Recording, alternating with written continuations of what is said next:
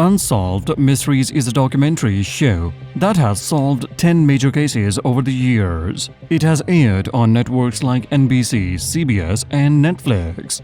The show covers many topics, including fraud, strange deaths, conspiracy theories, and missing people. Viewers are encouraged to share tips to help solve these mysteries. Despite many cases remaining unsolved, Unsolved Mysteries has successfully closed several important cases. One notable case was the disappearance of Kyla Unborn, which was solved after the show aired. Today we will talk about 10 significant cases that have made a big impact on our culture.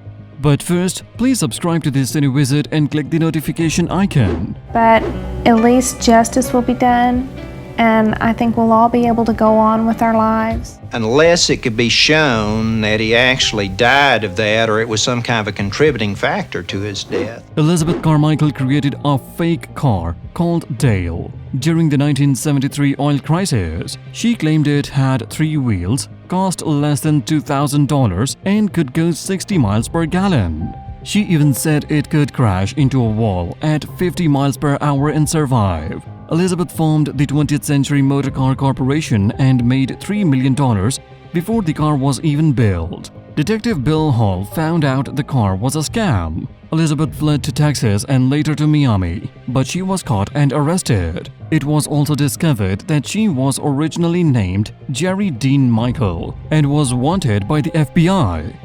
After being found, she was sentenced to prison but was released early and put on probation. Someone started shooting. This person was totally unknown until she showed up in Los Angeles promoting a 3-wheel car. In 1989, a man and his son found a mysterious videotape in Stockton, California. When they watched it, they saw a house burning down. There were no clear clues about where the house was, making it a puzzling case. After Unsolved Mysteries aired this story, viewers called in to say they recognized the house. It was actually 80 miles away in Redwood City, California. The police chief there had his own video of the same fire and was able to confirm it was the same house. 2 minors were already arrested for the fire. One was sent to juvenile court and the other went to a mental health facility. This case, known as the Stockton Arsonist, was finally solved after the show aired. Frightened me, as a matter of fact. I thought about it that night when I went to bed. I've never run across anything as eerie as this tape. Kevin Paulson started hacking when he got a computer for his birthday. Using the name Dark Dante, he hacked into a network funded by the Pentagon. Authorities almost caught him, but since he was a minor, they let him go with just a warning.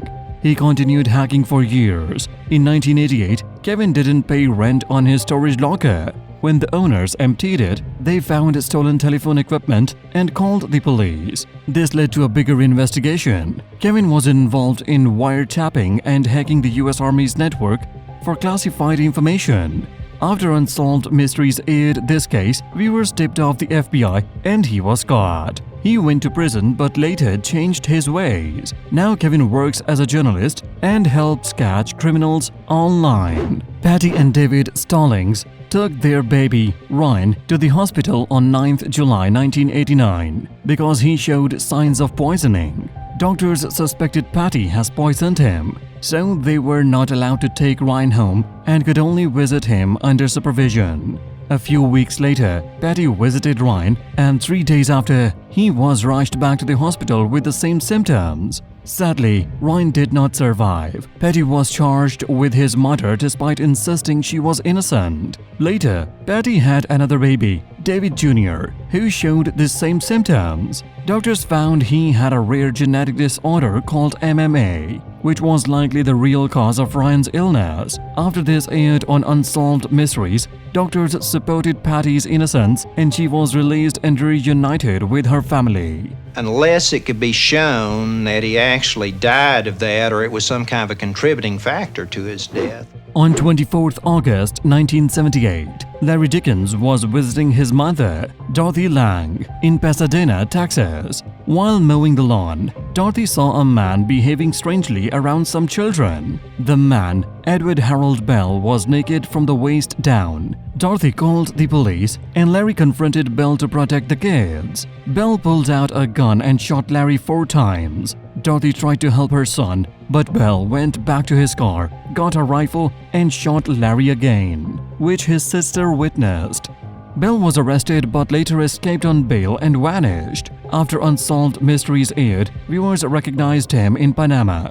Belle was arrested and brought back to the US. He was sentenced to 70 years for murder and other crimes. Belle later confessed to other serious offenses, including the Texas killing fields cases. But at least justice will be done, and I think we'll all be able to go on with our lives. Bonnie Haim was last seen on 6th January 1993. Soon after, authorities suspected her husband, Michael Haim, for killing her. The case became complicated because Michael's family believed he was guilty, but Bonnie's father thought he was innocent. Bonnie worked for Michael's aunt, Evian, who had witnessed his abusive behavior.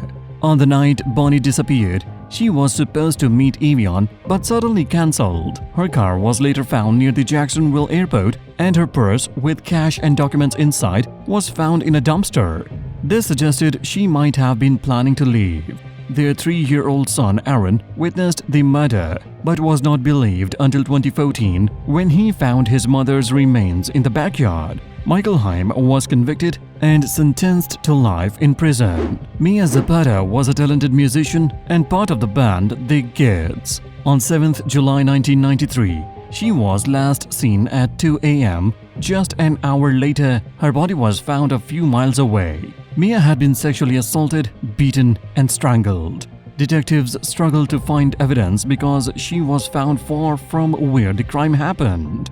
They had 3 theories. She was killed by a cab driver, she walked towards the Seattle Reservoir, or she never left the building. But none of these theories led to a breakthrough. 10 years later, detectives matched DNA from the crime scene to a man named Jesus Masquire. He lived close to where Mia's body was found. He was tried, convicted, and sentenced to 36 years in prison. Frank Montenegro is a shocking case from Unsolved Mysteries. When he was just 24 years old, both of his parents died. He became the main caregiver for his younger siblings. Frank also taught special education at the elementary school and was seen as a hero by many. However, things took a dark turn when Patricia Jackson, a mother of one of his students, noticed her son had underwear that Frank gave him. At first, she thought it was strange but did not say much. A year later, her son confessed that Frank had sexually abused him. Detective Teresa Martinez was assigned to the case and worked hard to uncover the truth. She found a hidden room in Frank's classroom with a double-sided mirror. Later, the mirror was replaced with plain glass, showing he was aware of the investigation. Detective Martinez got a search warrant for Frank's home. There, she found another victim and disturbing books. Just as she was ready to arrest him, Frank vanished, leaving his rental car in La Paz, Mexico. On 12 August 2015, police got a tip about his whereabouts and arrested him. Frank Montenegro was tried, found guilty of sexual abuse, and received a sentence of 195 years to life in prison. Eric Rudolph is known for the 1996 bombing at the Olympic Park in Atlanta, Georgia. He caused panic and injury on 27 July 1996 when he planted a pipe bomb there. This tragic event resulted in a death of Alice Hawthorne, while her daughter, Fallon Stubbs, was with her during the attack. After the bombing, the FBI received letters from a group called the Army of God claiming responsibility of the attacks. Rudolph continued to bomb other locations, including an abortion clinic in Alabama. During this bombing, a healthcare worker named Emily Lyons lost her eye, while security guard Robert Sanderson was killed. Police began tracking a suspicious vehicle and linked it to Eric Rudolph. However, he managed to evade capture for years. In 2001, a police officer arrested Eric Rudolph in Murphy, North Carolina. After finding him suspicious, he was tried for the bombing and received 4 life sentences and an additional 120 years in prison. In October 2001, the United States faced a frightening situation with anthrax attacks. These attacks targeted news companies and the post office. On 16 October 2001, two people, Norma Wallace and Leroy Richmond, became very sick and had to go to the hospital. Doctors discovered they had anthrax poisoning. This came after journalist Robert Stevens had died from the anthrax attack just weeks earlier. Unfortunately, 4 more people also lost their lives: Thomas Morris, Joseph Cursin, Kathy Nguyen, and Ottilie Lundgren.